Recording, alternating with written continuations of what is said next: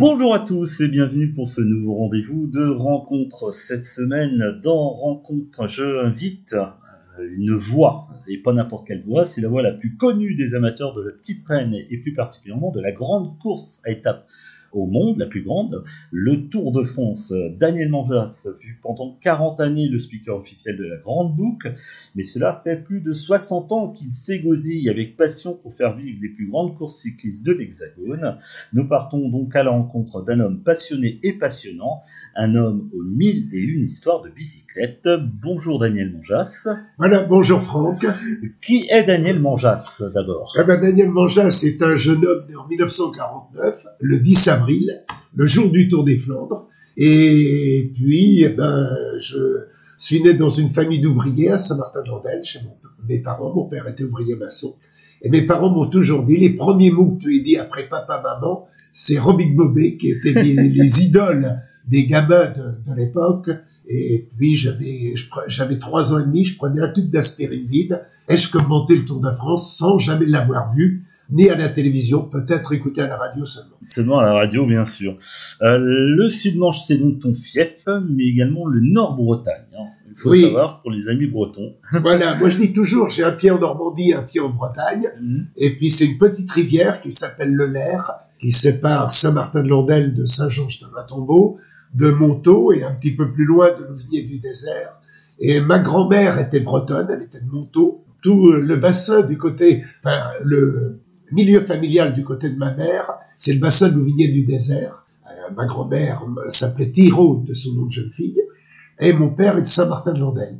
Et ce qui est surprenant, parce que on dit souvent chez nous qu'on est matinés cochon d'Inde, c'est-à-dire un père breton, une mère normande, et mes deux grands-mères, quand j'étais gamin, dans les années 60, avaient 2 patois différents.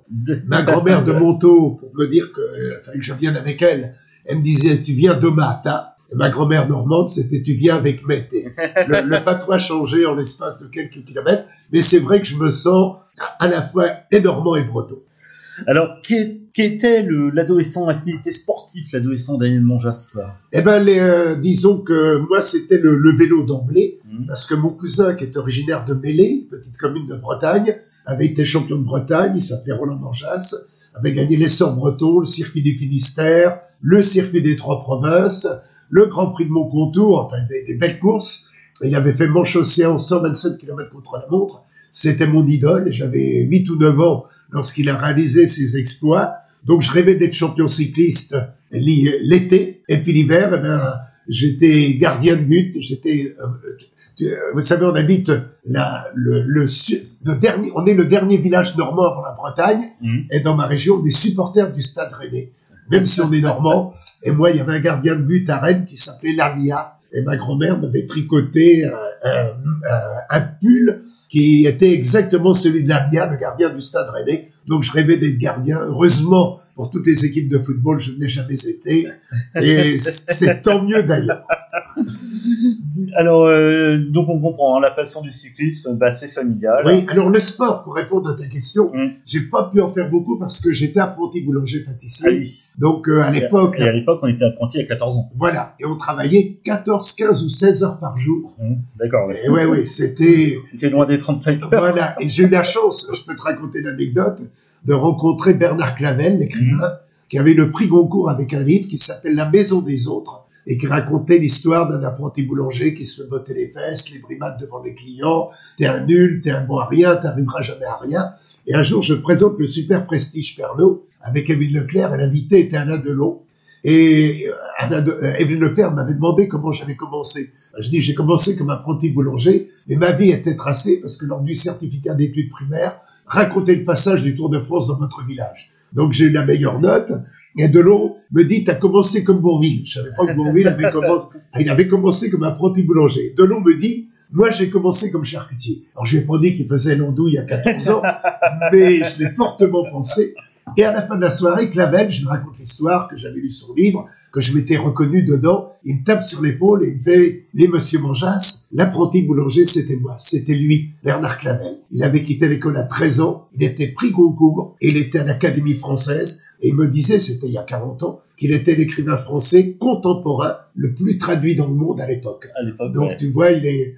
il avait la passion de la lecture, comme moi j'avais la passion du commentaire. Voilà. Et je l'ai toujours. Et tu l'as toujours, voilà. Ouais. C'est ça qui est le plus important. Si je te dis, du coup, les chasse-patates, cela te fait penser à quoi?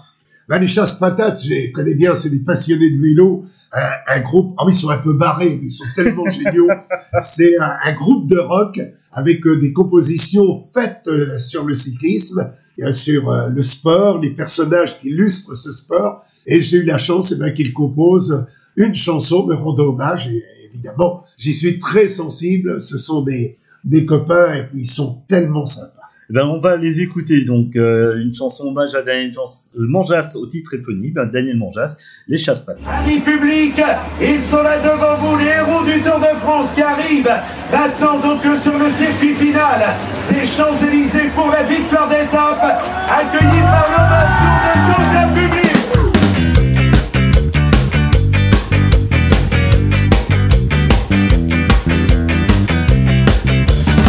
Au pied levé, tu t'es présenté à l'arrivée. En ce beau jour du mois de juillet, tu t'es mise à commenter. Et comme tu t'es pas dégonflé, le lendemain tu as rempilé. Nouvelle étape à animer et c'est reparti pour la journée.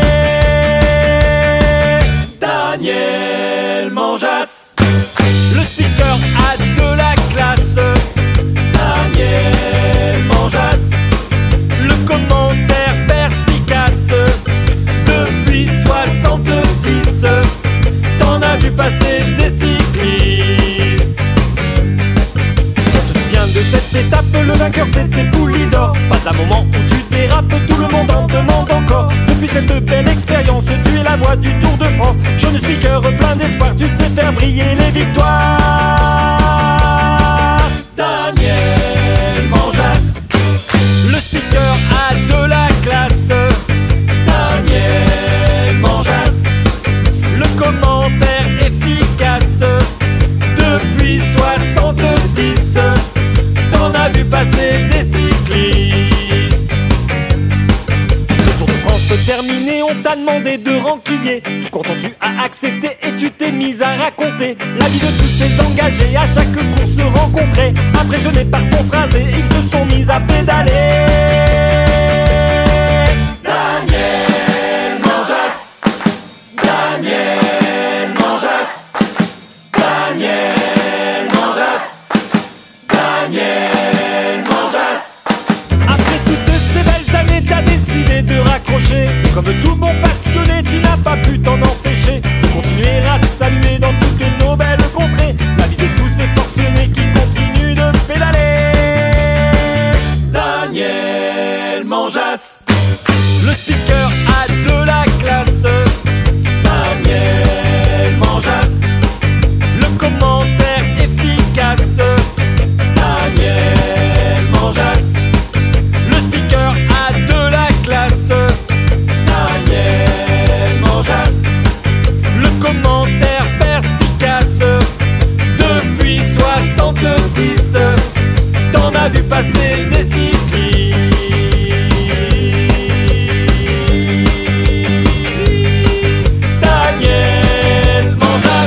Voilà, c'était les chasse-patates avec Daniel Manjas, titre hommage à mon invité que je rencontre cette semaine. D'ailleurs, les chasse-patates seront en concert le 26 juillet à Plestin-les-Grèves dans les Côtes-d'Armor.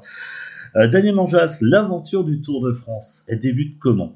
Alors l'aventure du Tour, elle débute, j'ai eu la chance, comme je le disais, d'être frontalier avec la Bretagne. Et une commune qui touche Saint-Martin-de-Landelle, qui sépare la Normandie de la Bretagne, c'est Saint-Georges-de-Ratombeau, là où résidait régulièrement Albert Bouvet, qui avait été 5 fois champion de France de poursuite et 2 fois deuxième des championnats du monde, qui avait gagné Paris-Tour. Et venait tous les ans voir les 3 jours de Saint-Martin-de-Landelle, une course cycliste qui, comme son nom l'indique, se déroulait sur 3 jours. Et il m'a entendu et a dit, ce jeune homme, il a rencontré mon oncle, Marcel Manjas, a dit, ton neveu, il a une superbe voix. Et en 74, Albert Bouvet, un mois avant le départ du Tour, me téléphone en me disant, voilà, j'ai une place sur le Tour de France, la voiture info, prends-tu? Moi, oui, même si j'avais fait que ce Tour de France. Et puis, le hasard a fait les choses. Pierre Chory, qui arrivait en fin de carrière et un jour tombé en panne de voiture. C'était l'étape de Saint-Lary-Soulan qui arrivait au plein d'année et j'ai remplacé le speaker Pierre Chory au pied levé et j'ai commenté l'arrivée de l'étape et la victoire de Raymond Poulidor. Et oui, parce qu'il n'était pas toujours deuxième. Hein, non, là il était premier et pour moi je me suis toujours dit, même si j'en fais pas d'autres, j'aurai le bonheur de commenter cette étape et la vie a fait que j'ai commenté plus de 800 autres étapes et j'étais polyvalent parce que j'étais seul à l'époque. Oui. Il y a deux binômes qui commentent, deux speakers au départ, deux speakers à l'arrivée. C'est beaucoup plus confortable. Alors que moi, je commentais le départ et je fonçais à l'arrivée pour commenter l'arrivée. Et puis ce jour-là, ça a été, pour moi, c'était pas le 14 juillet, mais ça y ressemblait. Ouais. C'était peut-être pas le 14 juillet non plus, mais je pense que ça a été l'une des plus belles émotions. Un départ de Saint-Martin-de-Landelle de la Grande Boucle. Tu crois pas, c'est bien dire, c'était le 14 juillet. C'était le 14 juillet, voilà, mais j'étais pas sûr. C'était le 14 juillet 2002, 2 lieux du vélo, Saint-Martin-de-Landelle et Ploué. Donc, accueillir le départ de l'étape du Tour, ça a été, petite anecdote, l'une des dernières sorties de Jean-Yann, car il est décédé quelques temps après, mais là, c'est le rêve de gosse qui se réalisait, parce que quand on était gamin, on jouait les cimetières étaient autour de l'église à l'époque, et on jouait aux petits coureurs sur le mur du cimetière, avec les petits coureurs, on avançait avec les dés, et ce jour-là, l'église était intégrée au village départ du Tour de France. Ça a été, si j'avais eu, 20 ans de plus, je crois que j'aurais arrêté ma carrière ce jour-là. Ce jour-là, et puis du coup, voilà, c'était le certificat qui se réalisait. Voilà, le certificat d'études. Raconter le passage du Tour de France dans votre village. J'ai su parce que une des correctrices connaissait bien mon père, elle était allée à l'école avec lui, et avait dit, ton fils nous a sorti une superbe rédaction à l'époque. Et du coup, voilà, c'était la plus grande émotion, joyeuse. Il y a eu peut-être des émotions un peu plus tristes. Oui, alors, c'est une émotion joyeuse, mais en même temps, c'est surprenant, c'est quand on est chez soi qu'on a le plus le trac. Ah oui, je sais pas pourquoi, parce qu'on peut peut-être être meilleur qu'ailleurs ou moins mauvais, je sais pas. Et c'est vrai que j'ai toujours été une certaine crispation lorsque le Tour, j'étais à la fois heureux, mais à la fois j'étais crispé parce que je voulais donner le meilleur de moi-même, comme ce sera le cas pour les championnats de France dans quelques jours. Ouais. Juste avant d'en parler justement en longueur de ce championnat de France, je disais dans les émotions, un souvenir plus triste sur le Tour de France. Moi je pense entre autres au décès de Fabien Casartelli en 95. Oui. Mais il y a peut-être une chose que tu as connue plus en amont que moi peut-être. Oui, non mais c'est le pire. C'est le pire. C'est le pire. Au moment où on enregistre, j'en profite pour avoir une pensée pour Raphaël Géminiani qui a 99 ans aujourd'hui. Oh, bon anniversaire aujourd'hui, on est le 12 juin. Voilà, fête du vélo, ça conserve, parce que Émile Hidé a 102 ans, Antonin Roland, maillot jaune du Tour en 55 à 100 ans. On a beaucoup de coureurs proches des 100 ans, d'anciens coureurs qui sont là. Et c'est vrai que pour revenir à Casartelli, ça a été une journée triplement noire, parce qu'il est arrivé, je présentais les coureurs chaque matin au départ, individuellement. Il est arrivé tout seul, très tôt, il est arrivé le premier, et j'ai eu le bonheur de le présenter de long en large au public qui était présent ce jour-là. Et puis, après, il y a eu le départ, je me suis arrêté dans un restaurant pour me faire préparer un sandwich, parce qu'on n'a pas le temps de manger, comme je faisais départ et arrivée. Je pense à l'arrivée, à ce moment-là, il y avait la télé qui était allumée, et je vois Casartelli au sol. Je regarde le dossard, je vois que c'était lui. Mais me sont revenus, évidemment, les moments de présentation, peut-être 1h30 avant. Puis on est reparti à la radio, on la recevait par bribes, parce que les relais n'étaient pas encore totalement installés. L'avion, je sais pas s'il n'était pas encore dans les airs. Et j'ai entendu la voix de Jean-Marie Leblanc dire qu'Azartelli est décédé. Et là, ça a été un moment pénible en se disant que la vie est quelque chose qui peut vous être enlevé d'une seconde à l'autre, parce qu'il était joyeux, rayonnant sur le podium, et 2 heures après, il était plus de ce monde. Voilà. C'était le coureur italien. Quelle équipe il était donc à l'époque? Il était chez Motorola. Voilà. Qui était l'équipe de Lance Armstrong à l'époque. Absolument. Et il était champion olympique, il a obtenu les titres. Oui, ça, oui. On est bientôt dans les Jeux Olympiques aussi. Et ça fait 30 ans déjà. Oui, et ça fait déjà 30 ans. Ça fera 30 ans l'année prochaine, voilà. Et là, je peux dire que c'est présent dans l'esprit, comme si c'était. Donc moi je marque ça comme l'esprit parce que je trouve qu'à partir de ce moment-là, il y a eu des années noires quand même dans le vélo. Ouais. Il y a eu des années dopage. Ouais. Donc l'affaire Festina, comment quand les commentateurs, parce qu'il y a eu une défection du public, comment on réussit à garder quand même cette forme de... Moi, avec le d'entrain, recul, c'est très bien qu'il y ait eu cette lutte intensifiée contre le dopage. Bon, un coureur cycliste, aujourd'hui, il peut pas aller au cinéma sans remplir le système Adams. Ouais. S'il va au restaurant, il doit le dire, il peut être contrôlé à n'importe quel moment. C'est le sport qui a su faire sa révolution et qui est de loin le plus contrôlé. Et je pense qu'aujourd'hui, il y a toujours, évidemment, cette ombre qui reste, et c'est dommage que les jeunes coureurs d'aujourd'hui, eh bien, portent les erreurs du passé. Mais j'étais en colère parce que on savait qu'à la Coupe du Monde de football, il y avait eu peu ou pas de contrôle. Oui. Et les footballeurs, d'un seul coup, étaient des dieux vivants. Et les coureurs étaient achetés en pâture. C'était les vilains petits canards. Donc, je trouve que... Moi, je suis pour la lutte antidopage, mais pour tous les sports. Et c'est Jacques Godet, le patron du Tour de France, qui disait... vous dites, oui, il faut se doper pour faire le Tour de France. Mais Ben Johnson s'est bien dopé pour courir 100 mètres. Bah oui. Et il y a plusieurs... formes de dopage, faut lutter contre toutes les formes de dopage, mais aujourd'hui, j'avoue que je suis beaucoup plus en sérénité avec mon sport que je l'étais. On savait qu'il y avait des dérives, mais on savait pas lesquelles. Hein. On n'entre jamais dans le peloton, donc il y a une vraie révolution et on le voit aujourd'hui. Eh bien, le public est revenu vers le vélo après évidemment des années de doute et en même temps de douleur. Voilà, et donc de l'émotion, il y en aura le week-end, ce week-end, parce que la diffusion, c'est ce week-end, c'est le 20-23 jusqu'au 23 juin, à Saint-Martin-de-Landelle, dans le Sud-Manche, qui accueille pour la première fois les championnats de France professionnels. Cet événement, historiquement, c'est quoi le championnat de France ? Le championnat de France, ils ont été créés en 1907. Le premier maillot tricolore a été donc remis en 1907. Et les championnats de France, je regarde, parce que j'ai toutes les archives, je regardais les lieux où ils se sont déroulés, et il n'y a jamais eu un championnat de France professionnel dans l'ex-Basse-Normandie, c'est-à-dire Manche, Orne, Calvados. Alors, on a toujours eu envie, tu as connu Henri Pigeon, qui était le président du comité des fêtes de Saint-Martin, on a toujours eu envie d'organiser un championnat de France. Et puis moi, je me suis dit quand même, avant son âge, ce serait bien qu'on puisse l'organiser avant que je prenne ma retraite. Je vais prendre une retraite progressive. Tu sais que la passion, tu ne peux jamais la quitter comme cela. Donc, ça s'étiole tranquillement.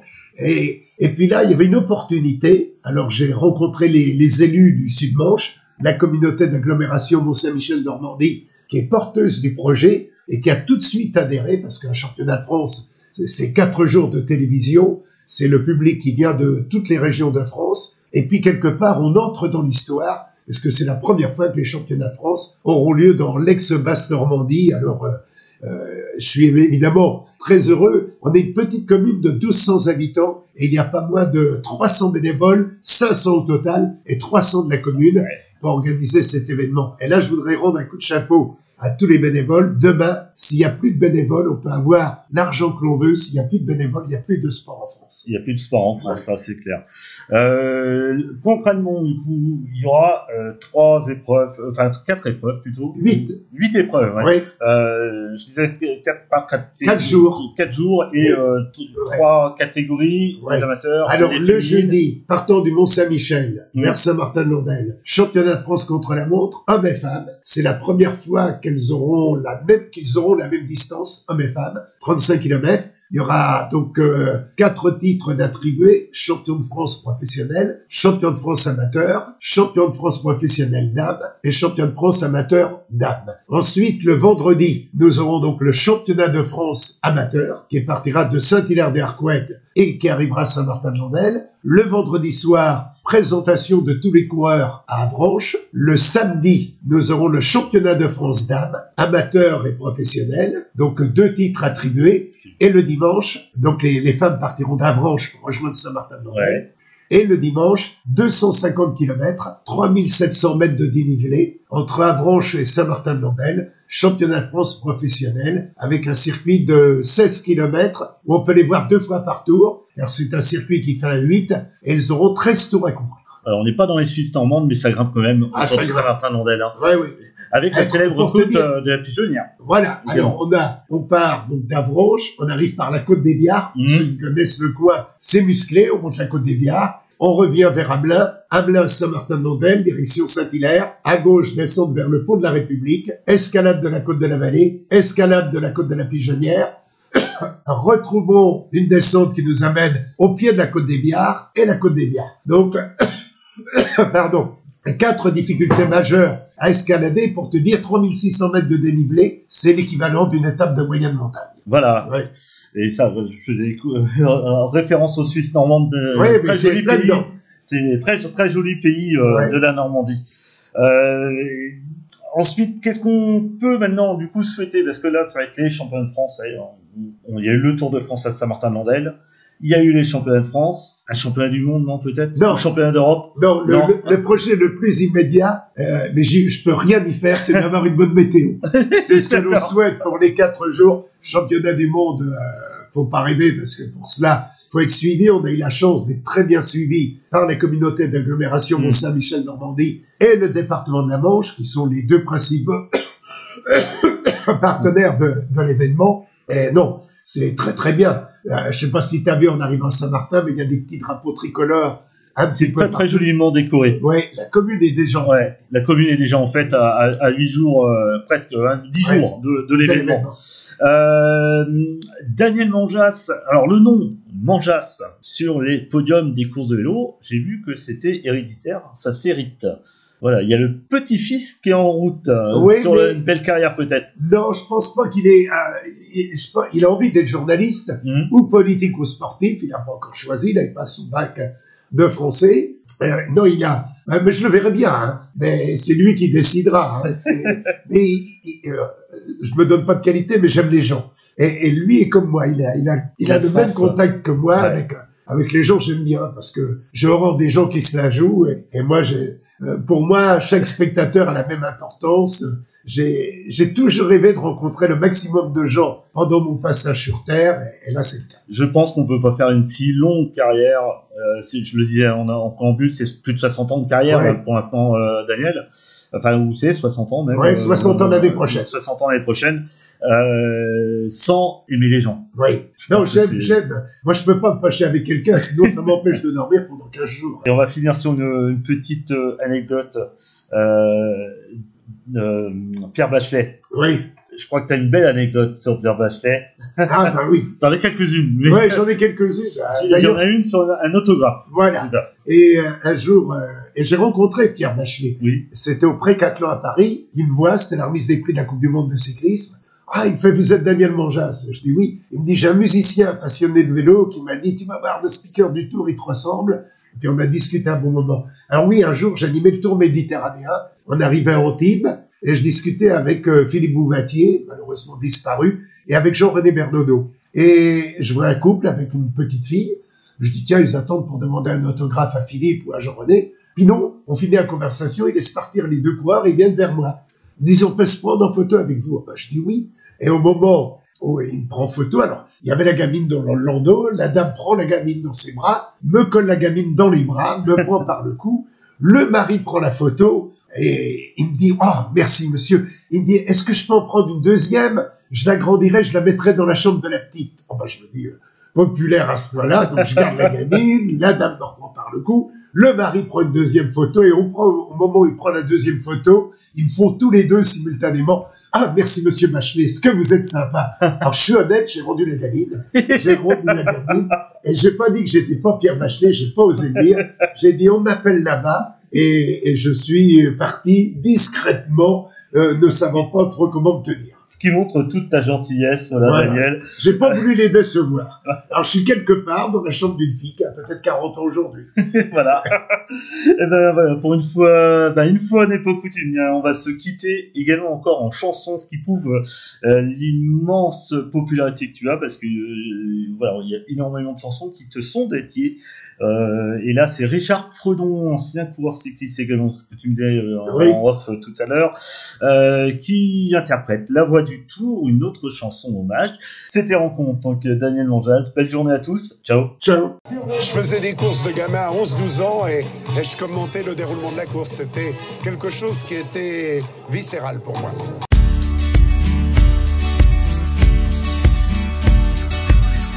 On n'entendait plus que sa voix sur tous les transistors de France. Partout le vélo est roi, oui c'était lui la référence. Il appartient à ce milieu, comme un guidon à sa potence, comme une roue pour son moyeu, comme le jaune autour de France. Daniel Manjaz, Daniel Manjaz, Daniel Manjaz, Daniel Manjaz.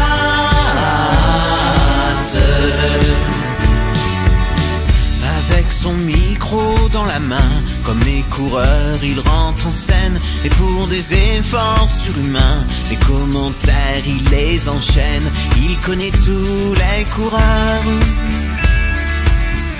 et même ceux du paradis.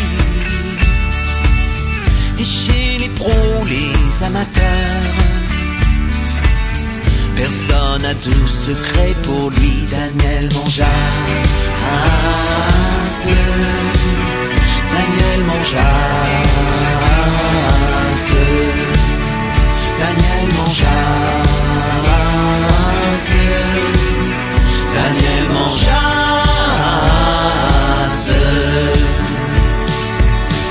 On dit qu'il n'y a pas de tour sans Manjaz, c'est vrai que sans lui c'est plus pareil.